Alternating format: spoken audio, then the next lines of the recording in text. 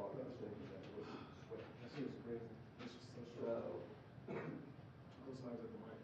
so now, at the cuts, you know, way back, like, if we ran a cable straight out of the camera to the stakeout position.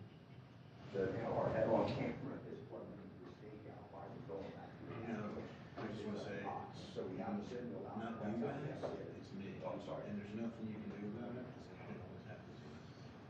Yes. We had an issue Sunday, but it might have been the jump from the back of the rack. I may have been around here. I may have been like driving by. So I tell people when I'm at the grocery store, I go, listen, the guy in front of you is gonna have tissue, but it's not your problem, like, there's nothing, you can move to another line, it's not me, I move to another line. In the back of the rack from the operator, from the full rack into our rack for the vice versa. So the rack. Guy in front of you is a specialist, so you know Everything what's is solid into the system. And then Get to another we line. did both of them dropped. We went to lower press and it brought us back in the room. I switched out silver backs and changed out the input cable to the silver back. And then the silver back, put everything back up, still nothing. And we pulled back and we ran from the straight from this doing out of the state now. So we're back, you're seeing us on, whatever. That's good about time cards for real. They're not, they're seeing us. She's on the stake up. It actually kind of balances out. I don't like it. Yeah, when we finally, like, I ran through. I'm gonna report it immediately if it's, They're seeing you. no.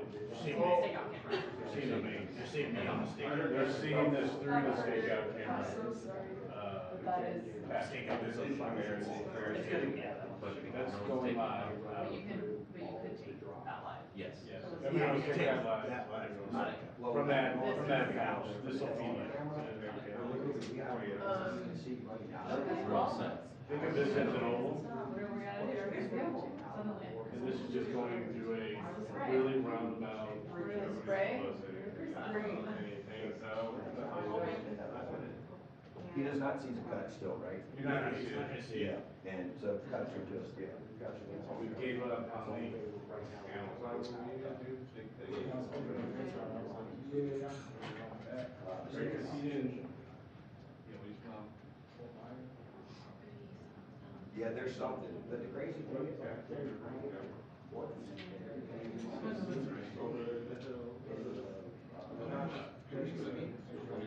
Oh, that's Harris on your desk, by the way.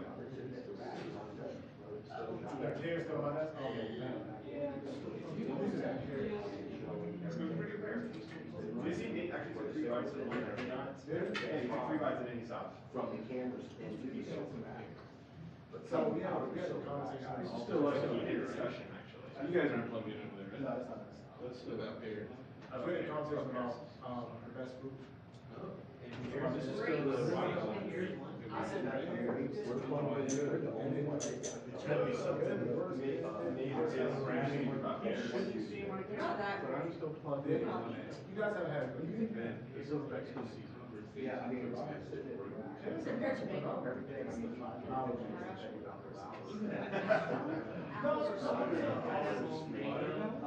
What do you say? Somebody said that it was said that it was bad, but you also said like, it's not like, oh my gosh, I never do it. I don't know, I'm sorry. They want inside. Yeah, that's sweet. Through the state. Hey guys, how's the pool's gonna come in? Are you guys like set? Hard to assume. Yeah, we're good to go. We're gonna feed this, that's going out live. It's all feedback, like a blue spread. Okay, if you guys are good, then I'll kind of focus my attention on, I mean, that's kind of the camera that I Yeah, care care about. about. Yeah. I'll make sure the stills are good and then we'll be Yeah, good. We'll start absolutely. rocking and rolling hopefully soon after. Do we know how many participants we have in this? Is it just the president or? It's all tracking. So who was gathering? They're my middle. Yeah, I think so. Unless she hasn't told me yet. Unless you're at 3,100? I'm at 32.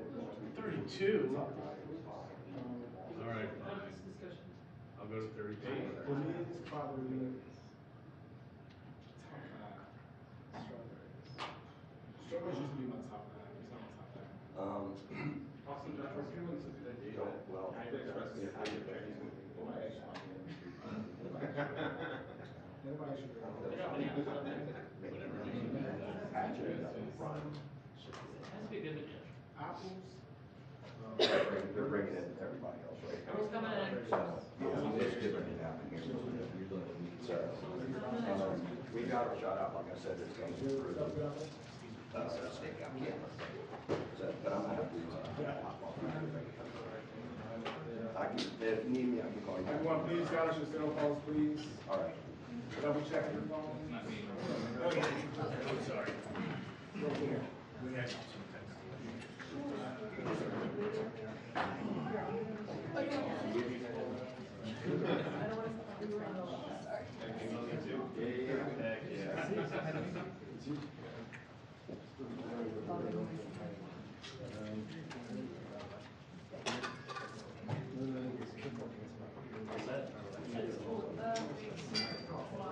TV, is that on still going? Do you ever ready to? Yes. Is that on? Hey, ABC, CBS. Hey, you should all see, we need to see our shout out on pool 3. Do you all see our shout out? We will have to take pool 4. We have tech issues here, but pool 3 will be fine.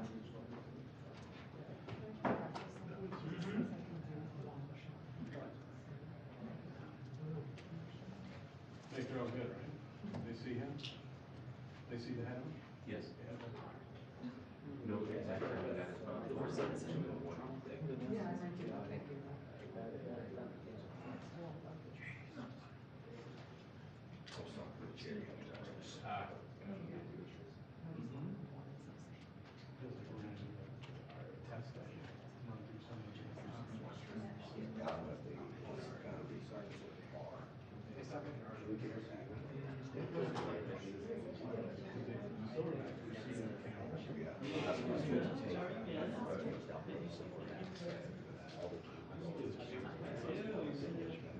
Can you imagine all three?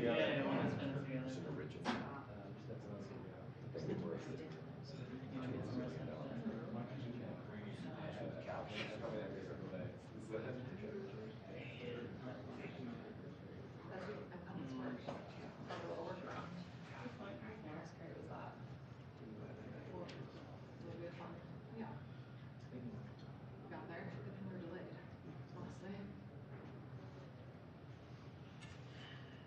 Wasn't for fun, so we'd have a little. Here's a big. So, yeah. This one is already.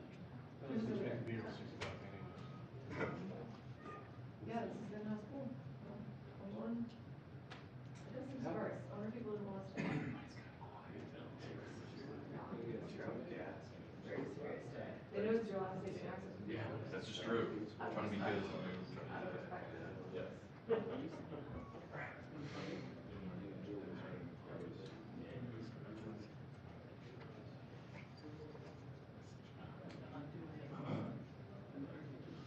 I'll never send that to you. Thanks, man, appreciate it.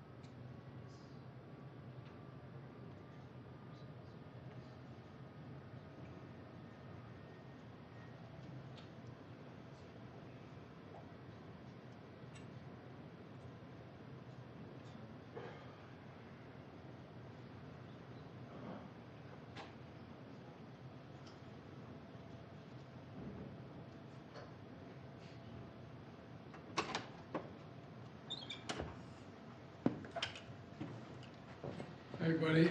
Thanks for your patience. It's been a long day. I'd like to talk about the transformational progress our economy has made over the last 4 years. This morning's job report shows the economy added more than 250,000 jobs in December. That the unemployment rate has dropped below 4.1, as low as 4.1%. And all told, in 4 years, we've created 16.6 million new jobs, the most of any single presidential term in history. There wasn't a month, not a single month, when the economy lost jobs, another record for any presidency. In fact, the last month America's lost jobs was the month before I came to office. And the question is, I want to make it clear, how and why did we make such progress? We did it by fundamentally changing the economic policy of this country. After decades of trickle-down economics that primarily benefited those at the very top, Kamala and I and our administration have written a new playbook that's growing the economy from the middle out and the bottom up that benefits everyone. The new playbook is working, but in 10 days, our administration will end and the new administration will begin. We're going to face another inflection point. Do we continue to grow the economy from the middle out and the bottom up as we have the past 4 years, or do we backslide to an economic theory that benefited those at the very top while working people and middle-class people struggled for their fair share of growth? 4 years ago, when Kamala and I came to office, 3,000 Americans are dying per day because of the pandemic. Millions of Americans have lost their jobs and were at risk of losing their homes. Hundreds of thousands of factories and businesses closed, creating despair in so many communities all across America. Supply chains were shattered. Prices soared from everything from cars to home appliances. The previous administration had no real plan to get us through one of the toughest periods in the nation's history. In fact, there's an old saying, if the only tool is a hammer you have, everything looks like a nail. And over the course of decades, our Republican leadership's trickle-down economic was a hammer and working people were the nail. Slashing taxes for the very wealthy and biggest corporations. Offshoring jobs and factories for cheaper labor overseas while importing products that used to be made in America. To offset its cost, advocates of trickle-down economics ripped a social safety net, trying to privatize Social Security and Medicare, trying to deny access to affordable health care and prescription drug costs, lifting the fortunes of the wealthy, often meant attacking the rights of workers. We came to office with a different vision of America. From the first 2 months I was in office, I signed the American Rescue Plan that put shots in arms and checks in pockets to vaccinate the nation and return us to full employment. We followed up with long-term investments in our future.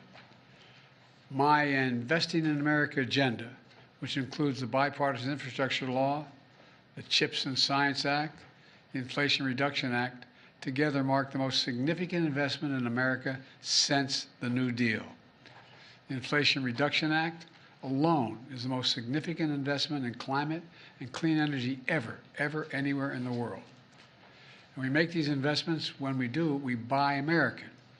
Buy America has been the law of the land since the 30s. It says that any money the president is authorized by Congress to spend should use American workers and American products. The past administration, including my predecessor, failed to buy American, to use American workers, but not on our watch. We're modernizing roads, bridges, ports, airports, clean water systems, affordable high-speed broadband systems and internet, and so much more. And we've incentivized building all these large federal projects with American products and American union labor. Remember the shortage of semiconductors during the pandemic? Those tiny little chips, computer chips, the size of your fingertip, that power everything in our everyday lives, from vehicles to refrigerators to advanced weapons to your cell phones. America invented these computer chips, but over time we stopped making them. And chip factories went overseas for cheaper labor. So when the pandemic hit, we found out how vulnerable America was. Supply chains abroad shut down because of the pandemic. We couldn't get the chips, and prices soared. For example, it takes over 3,000 of these computer chips to build an automobile today. And when overseas factories making those chips shut down, the production stopped and the cost of new cars soared. Didn't have to be this way. I was determined to change that. And that's what we've done with the CHIPS and Science Act, which has attracted $350 billion in private sector investment in America, including from Korea and Taiwan and other countries. These investments are building new fabs, they call them the place where they build these chips, new fabs, massive chip factories, the size of several football fields, on fields of dream all across America, creating so far 125,000 jobs on the construction side of this, which will ultimately create tens of thousands more jobs, tens of thousands. These jobs in these quote-called fabs are paying over $100,000 a year, and you don't need a college degree. It's not just the fabs. These investments are creating opportunity for entire communities, for small business, creating even more jobs and much more. You know, when they build these factories, they're going to find out that they're going to need drugstores and shops and restaurants, and everything grows. When faced with unfair practices abroad, we've taken tough but targeted action on behalf of the American workers, businesses, and factory towns. We know the pandemic and Russia's war against Ukraine and the inflation they created caused enormous pain and hardship all across America and around the world. And so we took aggressive action that brought down prices, ordered the biggest release of our strategic petroleum reserve in our history, reducing the price of gas at the pump here in America. I also challenged the oil and gas companies to take their record profits and invest in more production. Today, American energy production is at record levels, including record oil and gas production. Gas prices are $3 a gallon, which is below the price before the Russian invasion of Ukraine. My Inflation Reduction Act took on Big Pharma and reduced the price of insulin for seniors with diabetes to $35 a month, from as much as $400 a month. Inflation Reduction Act also finally gives Medicare the power to negotiate lower drug prices across the board. As of this month, out-of-pocket prescription drug costs, that's already passed, will be capped at $2,000 per year, no matter how expensive the drugs are. Even those expensive cancer drugs that cost $10,000, $12,000, $14,000 a year, no senior will have to pay more than $2,000 a year. These and other reforms not only save seniors money, it saves the American taxpayers money. $160 billion will be saved over the next decade because Medicare will no longer have to pay the exorbitant prices that pharmaceutical companies have been charging. You know, with our historic backing of unions, public support for unions is the highest it's been in more than half a century, and the labor movement is expanding to new companies and new industries. The middle-out, bottom-up playbook is also about asking the very wealthy and the most profitable corporations, we want them to do well, but begin to pay their fair share in taxes. My predecessor's tax cut, last time he was here, not only increased the federal debt by $2 trillion, it overwhelmingly benefited the biggest corporations, delivering tax cuts to the top 1%, worth more than 50 times what the middle-class families receive. And you've heard me say it 100 times. We have over 1,000 billionaires in America. They paid an average of 8.2% in federal taxes. Look, folks, my approach is leading to better results for everyone. I kept my commitment that no one earning less than $400,000 a year would pay a single penny more in federal taxes.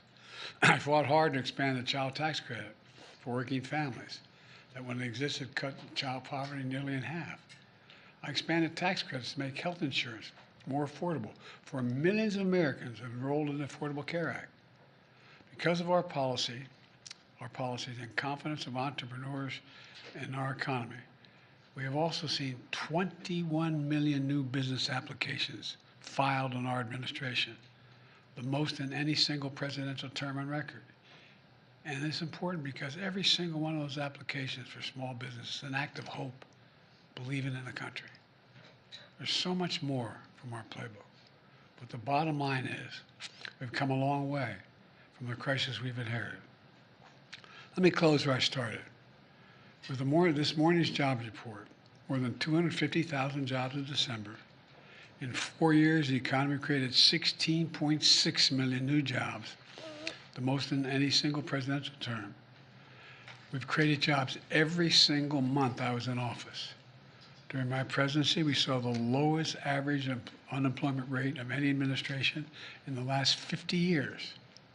And battling through the worldwide effects of the pandemic, Putin's war in Ukraine, and supply chain disruption, inflation rate is down to nearly 2%. These are simple, well-established economic benchmarks that measure the strength of any economy, the success of failure of any president's 4 years in office. I believe the economy I'm leaving is the best in the world and stronger than ever for all Americans. So I think that's what we have. We'll see what the next president does. But I want to thank you all. God bless you all, and may God protect our troops. I'm happy to take some questions. Mr. President, you talked about gas prices coming down. You made today a decision about sanctions against Russia. Are you concerned that that decision will perhaps lead to gas prices going up? And can you explain why those sanctions were imposed today and not earlier in the term? The sanctions are imposed today because they will have profound effect on the growth of the Russian economy and make it more difficult for Putin to conduct his wars. It is probable that gas prices could increase as much as 3-4 cents a gallon. But it's going to have a more profound impact on Russia's ability to continue to act in the way it's acting in the conduct of war. Mr. President, did you speak to Pope Francis about canceling your trip to the Vatican, and are you disappointed to not make that visit before leaving office? Well, to tell you the truth, I am disappointed, but it's much more important I stay here with all that's going on. He fully understands that. I did not personally speak to him, but the team spoke with the apostolic delegate, but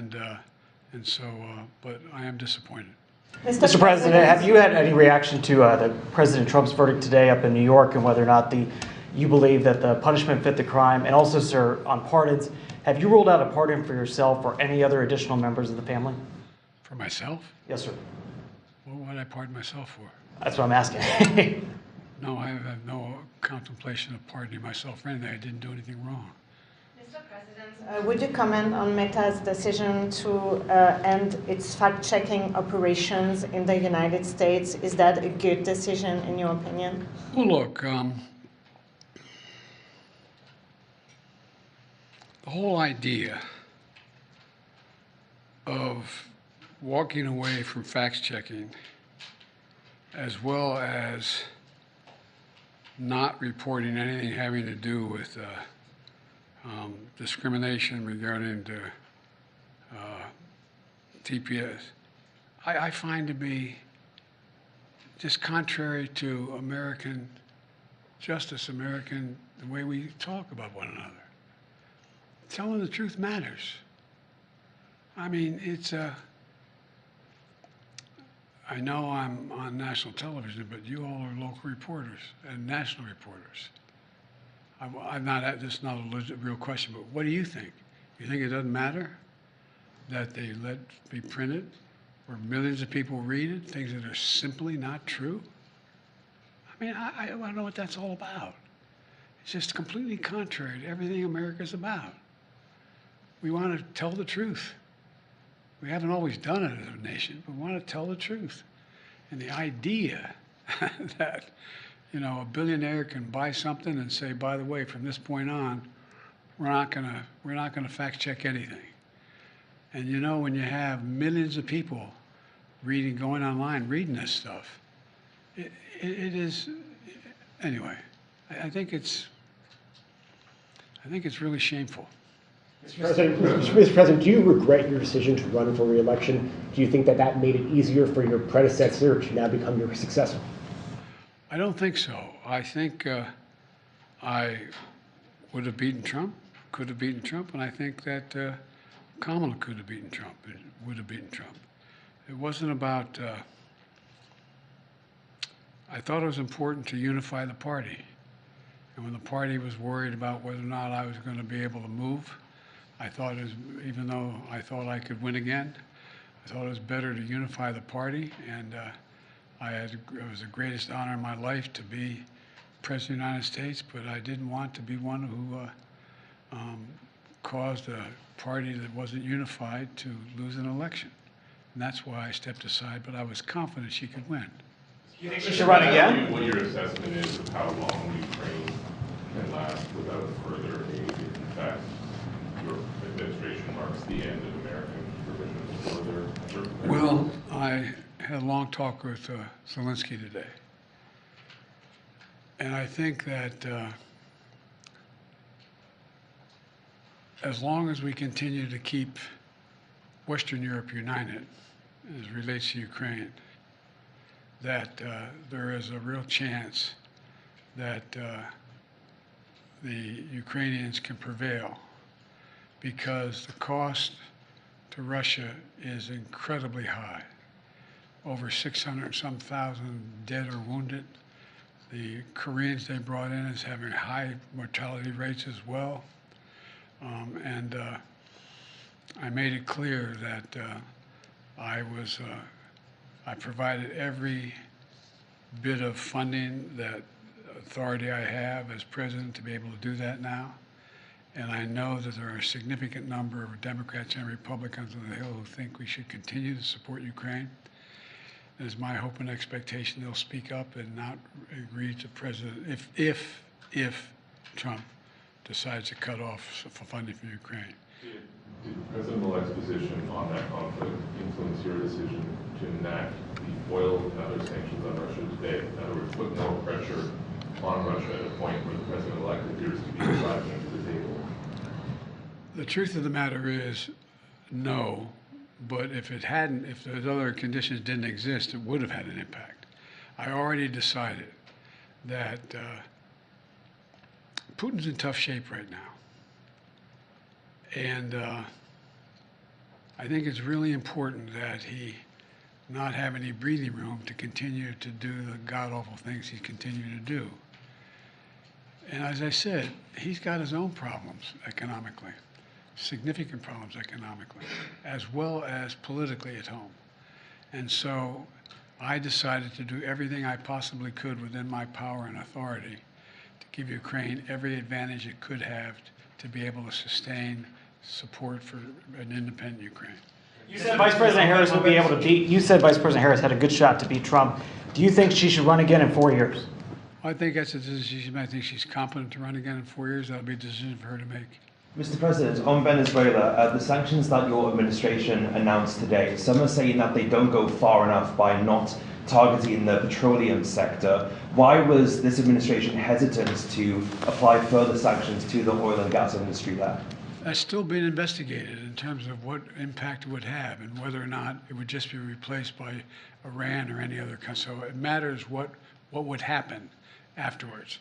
I had a long discussion again with the man who should be appointed president on that score. But since I didn't have a clear answer to what that would be, if I had more time, I may very well do that, but I didn't have enough data to make that judgment. If I could also ask about Havana syndrome. Today, the intelligence community assessment changed slightly, with 2 intelligence agencies now saying there's an even chance that this is being caused by a foreign actor. Do you personally believe that a foreign actor is responsible for these incidents? No. Now, do I believe that ISIS's theology, if you will, has impacted people in America? Some who are not particularly well suited to handle the life they live.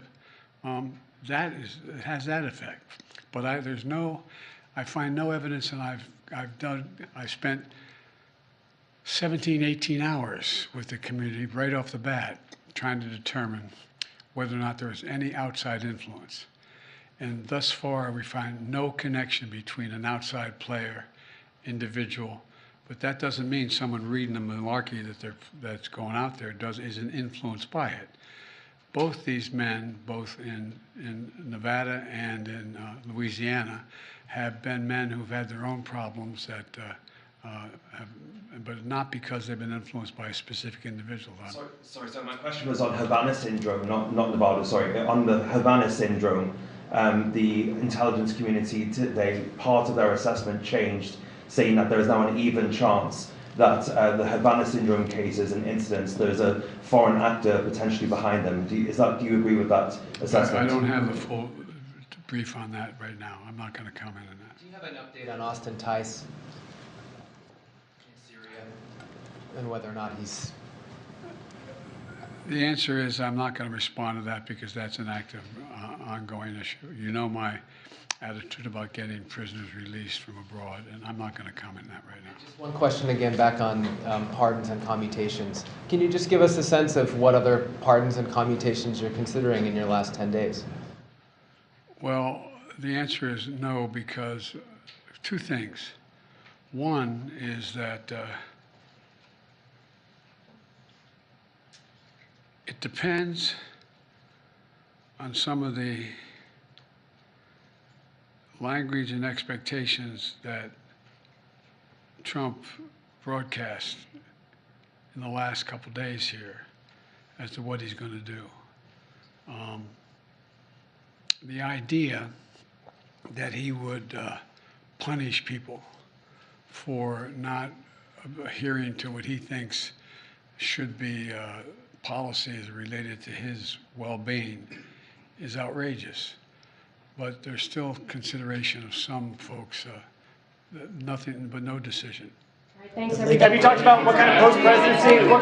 Have you decided what kind of role will you have post-presidency, sir? Do you plan to speak out after you leave Washington, or are you going to follow kind of more of the Bush model, where you're kind of out of sight, out of mind? I'm not going to be out of sight or out of mind.